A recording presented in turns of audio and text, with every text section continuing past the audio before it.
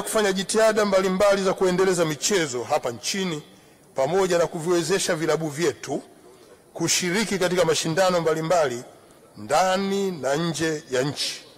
Katika mwaka 2024 serikali ilitoa shilingi bilioni 1.58 kwa ajili ya kuwezesha shiriki za timu zetu katika mashindano mbalimbali.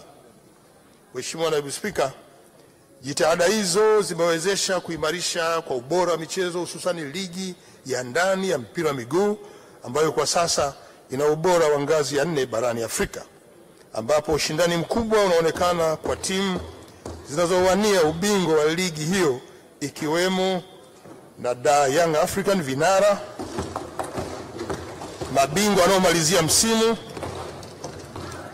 Simba Sports Club, Azam Sports Club, Singida Big Star na Tabora United. Lakini vile vile tumeshuhudia timu ya Simba ikiendelea kuiwakilisha nchi yetu katika michuano ya kombe la shirikisho barani Afrika, hatua ya robo fainali, na timu ya taifa ikiendelea kuwania nafasi ya kufuzu mashindano ya kombe la dunia mwaka 2026.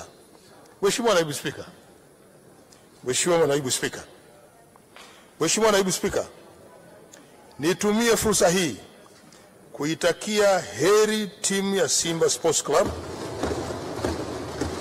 katika mchezo wake wa marudiano leo hii saa 10 jioni uwanja wa taifa wa Mkapa Stadium, ili iweze kufanya vema na kufuzu hatua ya nusu fainali ya mashindano hayo. Inshallah Mwenyezi Mungu leo wa Tanzania tutafurahi.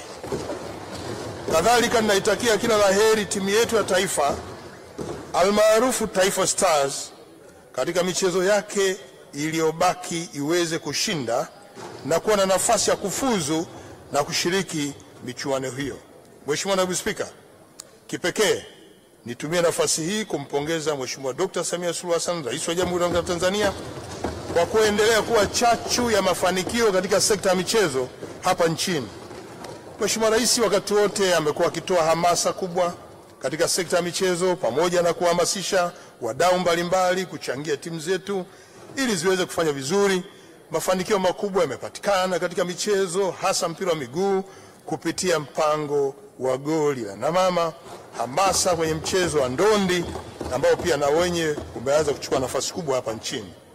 Mheshimiwa Naibu Spika, katika mwaka 2025-26 serikali itaendelea na ukamilishaji wa ujenzi wa viwanja vya michezo vya Arusha na Dodoma kwa ajili ya maandalizi ya mashindano ya AFCON 2027, kuratibu ukuzaji na uendelezaji wa lugha ya Kiswahili kitaifa na kimataifa, kuratibu maadhimisho ya kitaifa ya kikanda siku ya Kiswahili duniani pamoja na makongamano ya Kiswahili na wadau.